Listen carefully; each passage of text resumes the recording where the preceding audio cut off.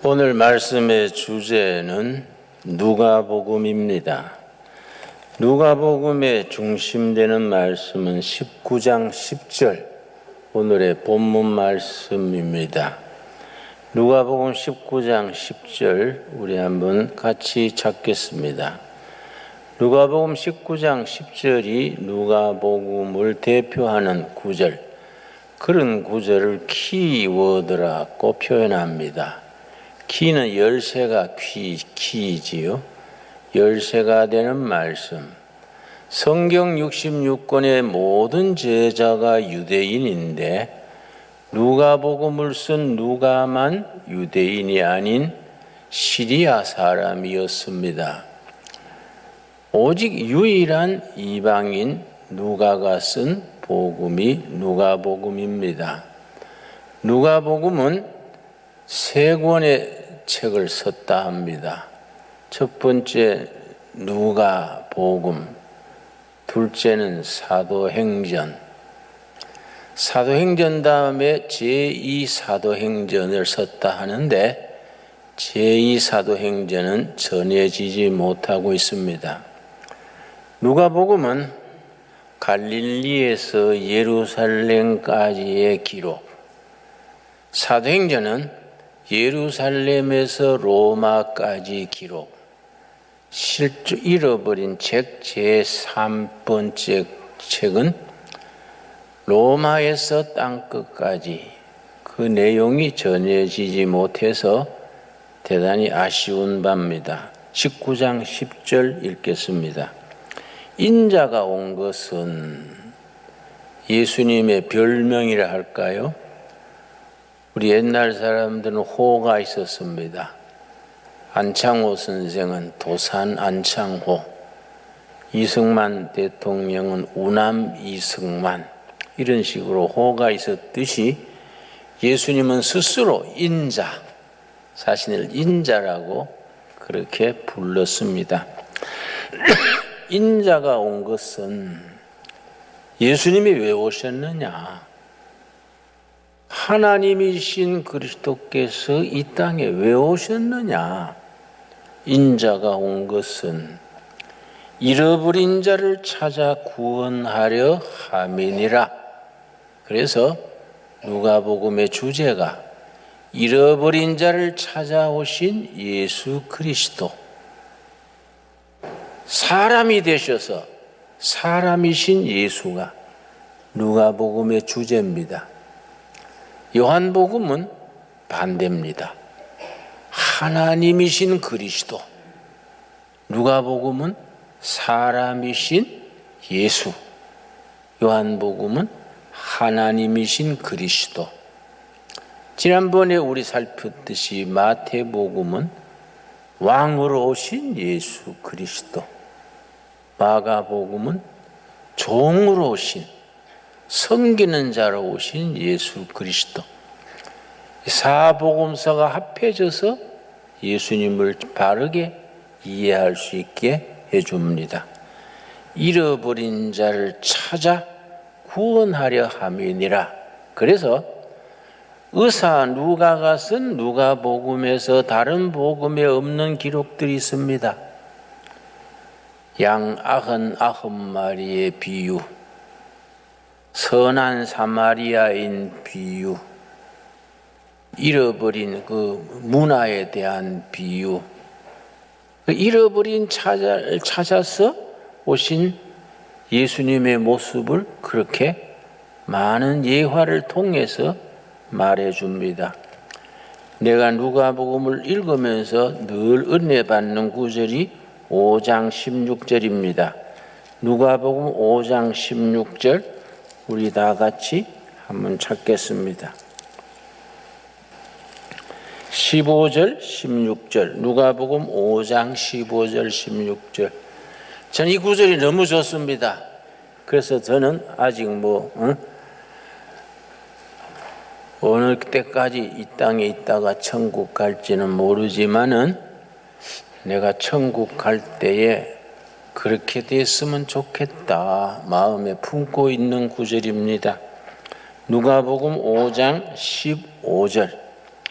예수의 소문이 더욱 퍼짐에 수많은 무리가 말씀도 듣고 자기 병도 고침을 받고자 하여 모여오되 예수님의 인기가 사방에 퍼졌습니다.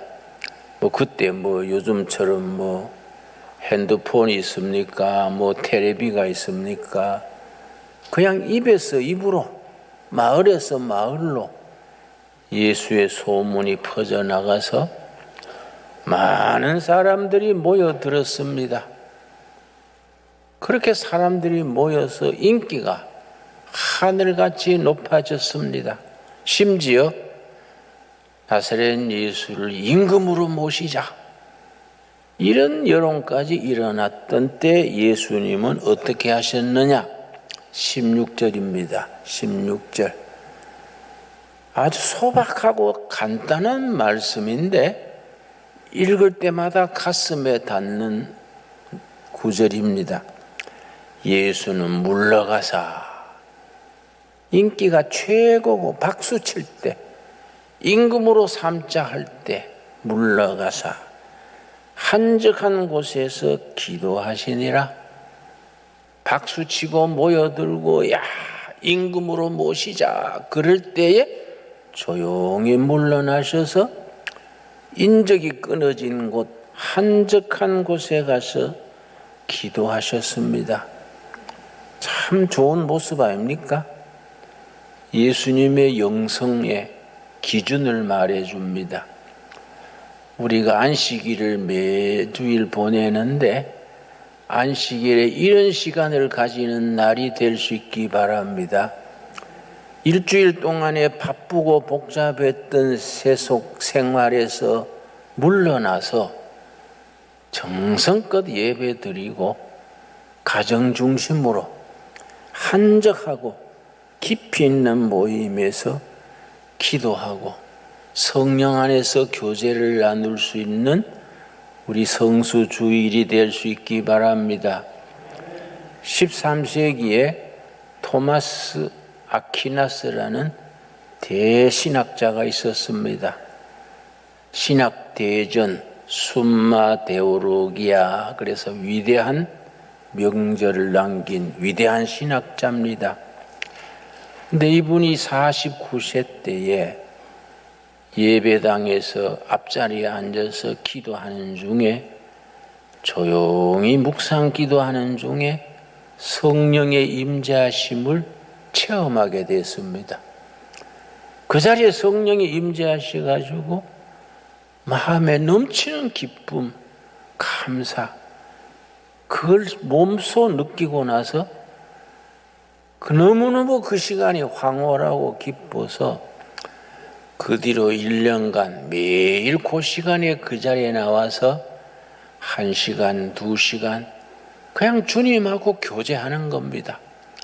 부부간에 이야기 나누듯이, 정다운 사람들 만나서 그저 깊은 얘기 나누듯이 그 예배실 앞자리에 앉아서 주님과 1시간, 2시간 그렇게 교제를 나누다가 1년 뒤에 천국으로 옮겨갔습니다. 딱 1년간 매일 그렇게 성전의 앞자리에 나와서 살아계신 하나님과 대화를 나누고 교제하다가 천국으로 옮겨갔는데 그때 나이가 불과 50세였습니다. 참 나는 그런 토마스 아퀴나스 같은 그런 임종이 얼마나 귀합니까? 평생 동안 사연도 많고 상처도 있고 좋은 일 나쁜 일 우리가 엎치락 뒤치락 살아왔지 않습니까? 인생 마지막에 병원에 입원해가지고 주사 맞다 죽지 말고 성전 앞에서 기도하다가 살아계신 하나님의 영과 깊은 교제를 날마다 나누다가 조용히 천국으로 옮겨간다는 것이 얼마나 축복된 삶입니까? 우리 기도해야 됩니다. 우리 인생에 꼭 필요한 거 3가지 기도 제목이 있다 그럽니다. 바르게 사는 well living 그럽니다. 바르게 늙어가는 well aging 그럽니다. 마지막으로 아름답게 죽는 well dying 그럽니다. 아주 중요하지요. 하루하루 사는 삶이 몸에 불안정해서 방방 뛰지 말고 well living 보람되게 인간답게 살아가는 날마다 삶이 참 소중하지요. well living입니다. 그러면 그 다음에 나이 들어가면서 바로 늙어가야 됩니다. 바로 늙지 못하고 욕심에 막 사로잡혀서 이리저리 뛰는 걸 노추라 그래요. 노추. 늙어서 추하게 늙는다. 그래서 우리는 well aging, 제대로 늙어가는 걸 기도해야 됩니다. 마지막에 well dying, 정말 우리 예수님이 인기가 최고일 때 물러가사 한적한 곳에서 기도하시니라. 참 귀한 말씀이지요. 여러분, 우리 누가복음에서 우리가 평소에 삶에 있어서 사랑을 실천하고 믿음을 실천하는 삶에 있어서 중요한 기준을 일러줍니다. 6장 38절입니다. 6장 38절 말씀. 아주 단순한 말씀이지만은 우리 삶이 그렇게 말씀대로 이루어질 수 있게 되기 바랍니다. 6장 38절. 주라. 명령무입니다. 줘라. 주라. 그리하면 너희에게 줄 것이니. 여러분, 하나님께 먼저 받아가지고 주라는 게 아닙니다. 너희 먼저 줘라. 그러면 채워준다. 주라. 그러면 너희에게 줄 것이니 곧 후회되어 누르고 흔들어 넘치도록 하여 너희에게 안겨주리라. 우리가 기독교 신앙은 사랑의 신앙, 기독교는 사랑의 종교라 합니다. 그런데 정작 우리가 사랑에 대해서 오해합니다. 자꾸 받는 것이 사랑으로 오해합니다. 기도를 해도 늘 주시옵소입니다. 주시옵소서. 이미 받은 거 감사할 줄 모르고 늘 주시옵소입니다. 그러나 주는 겁니다. 주시옵소서가 아니라 너희가 주어라. 이미 내가 너희 위해서 다 죽어놓고 구원의 길을 이루어 놨으니까, 생명을 주고 은혜를 주었으니까 주라. 그리하면 너희에게 넘치게 줄 것이다. 아주 소박한 말씀. 무슨 일이 생기든지 뭔 돈이나 물질이나 뭐이 생기면 이걸 가지고 어떻게 줌으로써 사랑을 실천할까, 그렇게 고민하고 생각하는 우리들이 될 수 있게 되기를 바랍니다.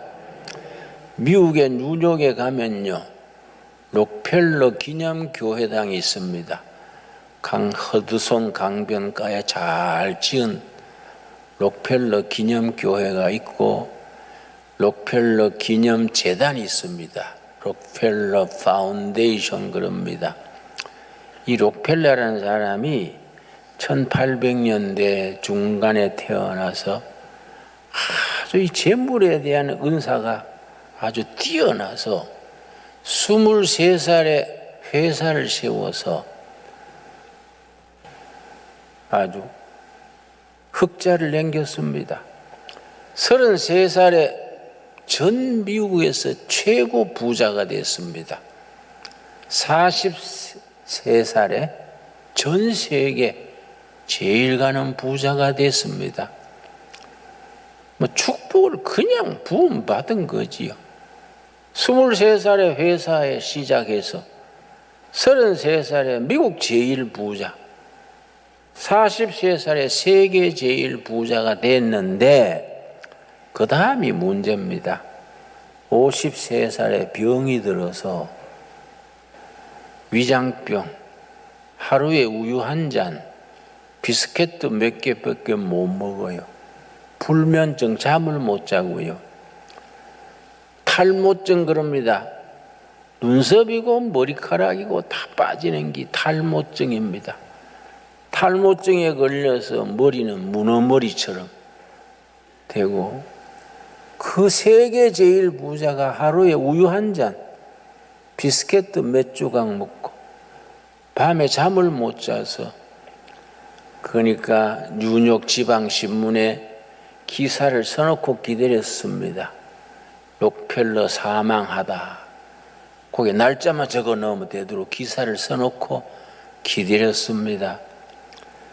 그 뭐 세계 제일 부자가 무슨 보람 있겠습니까? 밤에 잠을 못 자니까 침실에서 거실로 왔다 갔다 시간 보내다가 거실에 테이블 위에 성경이 있었습니다. 우연히 턱 check했는데 누가복음 6장 38절이 나왔습니다. 방금 읽은 누가복음 6장 38절입니다. 주라, 그리하면 너희에게 줄 것이니 곧 후히 되어 누르고 흔들어 넘치도록 하여 너희에게 안겨주리라. 이 말씀에 마음에 탁 박혔습니다. 번뜩 머리에 떠오르기를, 아하, 나는 평생에 모으기만 했지 주질 못했구나. 자기 평생에 주어본 기억이 없어요. 세계 제일 가는 부자가 되기 위해서 다른 경쟁자들을 무자비하게 짓밟았습니다. 그걸 M&A 그래요. 회사 합병하는 거. 회사 약점을 이용해가지고 막 겁을 주고 공갈을 쳐서 합병하고 경쟁자들을 막 짓밟고, 그래서 세계 제일 부자는 됐는데 록펠러 회사 사무실 앞에는 항상 록펠러 때문에 망해버린 기업가들이 수십 명 나와서 데모했습니다. 록펠러 이렇게 만들어 놓고 불태우고 데모하고 그런 형편이랬습니다. 근데 이 말씀 읽고, 주라, 그리하면 너희에게 줄 것이다. 이 말씀이 자기 마음에 참 망치처럼 울려와서, 나는 주는 삶을 살지 못하고 인정사정 없이 수단 방법을 가리지 않고 모으기만 했구나. 밤새 그 생각을 하고 그 다음날 아침에 비서를 불러서 우리가 어떻게 줄 수 있는지 연구해봐라. 주는 게 여러분 어렵습니다. 버는 것보다 주는 게 더 어렵습니다. 사회복지학이 얼마나 참 발전하지 않습니까? 복지학이 주로 주는 거 아닙니까? 그래서 세운 게 록펠러 파운데이션, 록펠러 재단입니다. 그러고 록펠러 회사 사무실 앞에서 록펠러를 저주하고 데모하는 사람들 한 명씩 불렀습니다. 내가 당신에게 뭘 해주면 되겠습니까? 그 사람이 원하는 대로 가능한 다 베풀었습니다. 그러고 재단을 만들어 가지고 후진국의 사람들을 데려다가 공부시키고, 또 이렇게 요즘 코로나 같은 의학 분야의 작도 만들고, 여러분 그 유명한 페니실린 만드는데 록펠러 재단에서 자금을 댔습니다. 옛날 606호라는 그 약이 있었습니다. 606호 주사약. 그 만드는 것도 록펠러 재단에서 자금을 지원했습니다. 주는 생활로 바뀌었는데 잠이 오는 거예요. 또 빠졌던 머리가 나는 겁니다. 저절로 머리 탈모증이랬는데 머리가 나는 거예요. 잠이 오는 거예요. 그 음식이 달아졌습니다. 그 록펠러 사망 기사 써놓고 있던 신문사들이 그걸 치웠지요. 몇 살까지 살았는지 아십니까? 건강 되찾아가지고 열심히 주면서 살다가 98세에 죽었습니다. 53세에 죽어야 될 사람이 하나님의 말씀에 감동을 받고 삶의 방식을 바꾼 뒤에 98세까지 살았습니다. 여러분, 줄 수 있도록 하나님의 도우심을 받게 되기를 바랍니다. 모으는 거, 자꾸 받는 거. 여러분, 신앙은 본질적으로 주는 겁니다. 우린 자꾸 받는데 주시옵소서, 주시옵소서. 기도 시작하면 주시옵소입니다. 그걸 경상도 사투리로 걸베이 삼신 걸렸다 그래요. 걸베이 삼신. 맨날 주시옵소서, 주시옵소서. 그런 신앙의 틀에서 벗어날 수 있게 되기 바랍니다. 줄 수 있는 사람, 그런 신앙으로 나아갈 수 있게 되기 바랍니다. 우리 누가복음 뒷부분에서 아주 귀한 말씀이 있습니다. 17장, 누가복음 17장.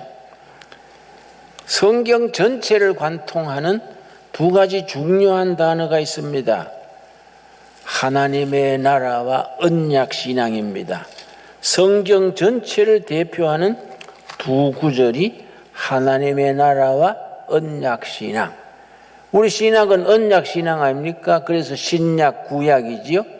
옛날 언약이 구약이고 새 언약이 신약 아닙니까? 언약신앙, 그리고 하나님의 나라. 두 가지가 성경 전체를 관통하는 기독교 신앙을 대표하는 구절입니다. 자, 17장 20절 말씀. 예수님이 계속해서 하나님의 나라를 가르치니까 예수님의 첫 설교가 마가복음 1장 15절인데요. 마가복음 1장 15절이 첫 설교입니다. 때가 찼다. 하나님의 나라가 가까이 왔다. 사람이 할 건 뭐이냐? 회개해라. 믿음을 가져라. 예수님의 첫 설교고 예수님의 마지막 설교가 사도행전 1장 3절입니다. 역시 마지막 설교도 하나님의 나라에 대해서 성천하시기 몇 분 전까지 하나님의 나라에 대해서 말씀하셨습니다. 늘 하나님의 나라를 말씀하시니까 바리새인들이 물었습니다. 도대체 하나님의 나라가 언제 오는 겁니까? 누가복음 17장 20절입니다. 바리새인들이 하나님의 나라가 어느 때 임하나이까? 묻건을 예수께서 대답하여 이르시되 하나님의 나라는 볼 수 있게 임하는 것이 아니요. 21절이 아주 깊이 있는 말씀입니다. 이 누가복음 17장 21절 아주 중요합니다. 21절 우리 한번 같이 읽겠습니다. 또 여기 있다 저기 있다고도 못하리니 하나님의 나라는 너희 안에 있느니라. 이걸 이미 이루어진 하나님의 나라입니다. 하나님의 나라는 성경 전체적으로 두 가지입니다. 두 가지가 합쳐져서 하나님의 나라입니다. 첫째는 예수님을 구주로 믿는 성도들 마음에 이미 이루어진 하나님의 나라, 이미 이루어졌습니다. 또 두 번째는 앞으로 천국 들어가서 영원히 누릴 하나님의 나라입니다. 이 두 가지가 서로 합쳐져서 하나님의 나라입니다.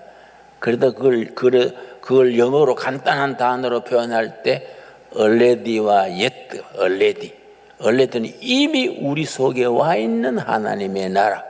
yet는 아직은 안 왔지만은 언젠가 우리가 누리게 된 그 하나님의 나라. 이미 이루어진 하나님의 나라. 그걸 신학 용어로는 실현된 종말론, 리얼라이즈드 에스카토로지, 뭐 그런 복잡한 건 몰라도 됩니다. 우리 마음 속에 이미 하나님의 나라가 이루어져 있습니다. 아멘 하십니까? 바리새인들이 예수님께 도대체 하나님의 나라를 늘 말씀하시는데 하나님의 나라가 언제 오나이까? 그랬더니 하나님의 나라는 너희 생각하듯이 그런 게 아니다. 볼 수 있게 만질 수 있게 그렇게 임하는 게 아니다. 여기 있다 저기 있다 그런 공간적인 개념이 아니다. 하나님의 나라는 너희 안에 있느니라. 우리 심령 속에 이루어지는, 언제 이루어집니까? 언제 하나님의 나라가 이루어집니까? 여러분, 요한복음 1장 12절에 하나님의 나라가 이루어지는 시작입니다. 여러분, 성경은 엄청나게 깊이 있는 말씀이지만은 쉽게 이해할 수 있어야 됩니다. 복음은 쉬운 것이고 중요한 것이고 그리고 어려운 것입니다. 요한복음 1장 12절에 그 하나님의 나라가 언제부터 시작되느냐? 1장 12절 영접하는 자, 이 땅에 오신 하나님 예수님을 평생의 주인으로 모시는 자, 영접하는 자, 곧 그 이름을 믿는 자들에게는 하나님의 나라 자녀가 되는 권세를 주셨으니 예수님을 주인으로 평생의 주인으로 모실 때 하늘나라의 백성, 하나님의 자녀가 되는 겁니다. 우리가 다 하나님의 자녀가 된 것을 찬양합시다. 예수님을 주인으로 모시고 예수님의 뜻을 따라 살고 있기 때문에 하나님의 자녀가 된 것을 우리가 감사드릴 수 있게 되기 바랍니다. 누가복음 17장 본문으로 들어오겠습니다. 21절 말씀, 하나님의 나라가 언제 임합니까? 그랬더니 하나님의 나라는 눈으로 볼 수 있게 오는 것이 아니다. 여기 있다 저기 있다 그렇게 할 것도 아니다. 하나님의 나라는 너희 안에 있느니라. 참 위대한 말씀이지요. 여러분, 우리 한국 교회에 참 별같이 빛나는 부흥사님이 계셨습니다. 이성봉 목사님, 성결교회 소속이신데 참 한국 교회 역사의 위대한 부흥사입니다. 지금 여러분 한국 도자기라는 그 도자기 회사가 있지요. 세계 수출을 많이 하는 참 모범 기업입니다. 거기 한국 도자기 그 회장님이 이성봉 목사님의 사위입니다. 참 그 가정이 참 아버지의 대를 이어서 신앙생활을 잘하고 있어요. 이성봉 목사님이 6.25 때 6.25 나든 주간에 전라남도 목포에 집회를 갔습니다. 그런데 목포에서 집회하는 도중에 인민군이 내려온 거예요. 6월 25일 6.25가 터진 거죠. 그러니까 길이 막히지 않습니까? 기차도 버스도 다 길이 막혀버리고 인민군들은 서울에서부터 내려오니까 목포에서 발이 묶였습니다. 집회하고서는 떠나지 못하고 성도님 집에 있는데 인민군이 목포까지 내려온 거죠. 그래가지고 우파 인사들, 아주 민족주의 인사들, 또 교인들 막 잡아가지고 감옥이 터져나가도록 넣는 겁니다. 이성봉 목사님도 당연히 체포가 됐지요. 체포대가 감옥에서 콩나물 시루처럼 그렇게 갇혀 있는데 그 이제 한 사람 한 사람 불러내가지고 조사를 하는 걸. 그런데 조사하는 게 육군 소위, 우리말 육군 소위지요. 이래 보더니 이성봉 목사 새끼로구만. 응? 이 목사 부르주아지로구만. 응? 그러고서는 험한 말을 하더니 너 하나님의 나라가 있어? 천국 가봤어?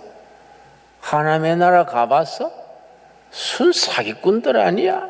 그러니까 이성봉 목사님이 가보지는 못해도 하나님의 나라를 누리고 있습니다. 그러니까 인민군 소위가 무슨 소리 하는 거야? 응? 무슨 천국을 누리고 있다는 거야? 내가 천국을 아직 가보지는 못해도 내 속에 천국을 누리고 있습니다. 그러니까 그 소위가 뭐라고 욕을 하면서 다시 쳐넣어. 아주 이제 즉결 처분해 버려야 되겠다. 방에 돌아왔는데 밤 12시쯤 불러냈어요. 불러내더니 그 소위가요, 자기 부하들한테 내가 직접 가서 처벌해 버린다고 총을 가지고서는 이성복 목사를 끌고서는 그 뒷산까지 가더니 아무도 없는데 산기슭에 가서 목사님 훌륭하십니다. 저 장로의 아들입니다. 목사님 총뿌리 앞에서 하나님의 나라를 내가 누리고 있다. 훌륭하십니다. 목사님, 그 신앙으로 많은 백성들에게 전해 주십시오. 내가 총을 빵빵 2방 쏠 테니까 어느 길로 도망가십시오. 목사님, 어느 길로 가야 보초가 없습니다. 도망갈 길 다 일러준 겁니다. 그러고서는 이성복 목사가 떠나는 걸 보고 허공에 대고 총을 2방 빵빵 쏘고 들어갔습니다. 여러분, 참 우리 한국 교회사의 위대한 사건입니다. 여러분, 하나님의 나라가 이미 우리 중에 이루어 있는 것을 감사드릴 수 있게 되기 바랍니다. 그 은혜와 감격과 감동으로 하나님의 나라를 누리면서 사는 겁니다. 우리가 예수님을 주인으로 영접하고 하나님의 뜻을 따라 살아갈 때, 열심히 베풀고 주면서 살아갈 때에 이미 우리는 하나님의 나라를 누리고 있습니다. 얼마나 복된 삶입니까? 그런 삶을 날마다 우리 삶에서 누릴 수 있게 되기 바랍니다. 여러분, 우리가 이성복 목사님이 따로 있는 게 아닙니다.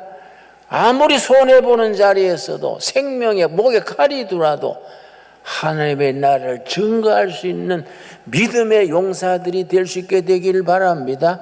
그런 신앙 가지기 위해서 뭐 집하러가 뭐 교회 바치란 것도 아니고 뭐 직장 사표내고 신학가란 것도 아닙니다.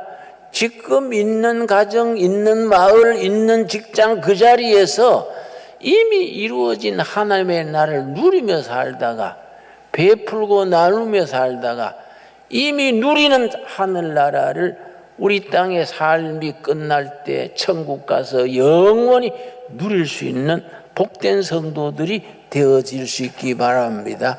기도하겠습니다. 하나님 감사합니다. 우리가 이미 하나님의 나라를 누리는 것 감사합니다. 예수님을 주인으로 영접하고 예수 그리스도를 우리 주인으로 믿어 고백할 때에 하나님의 자녀가 되고 하늘 백성이 되어서 하나님의 나라를 누린 것 고백합니다. 줄고 베풀 수 있는, 나눌 수 있는 믿음의 사람들이 되게 하여 주시옵시고, 언제 어느 곳에서나 손해보고 욕먹고 불이익을 당해도 당당하게 예수님은 나의 주인이라고, 하나님의 나라가 지금 내 속에 이루어져 있다고 증거할 수 있는 신앙, 위대한 신앙의 사람들이 되게 하여 주시옵소서. 예수님 이름 받들어 기도드렸사옵나이다. 아멘.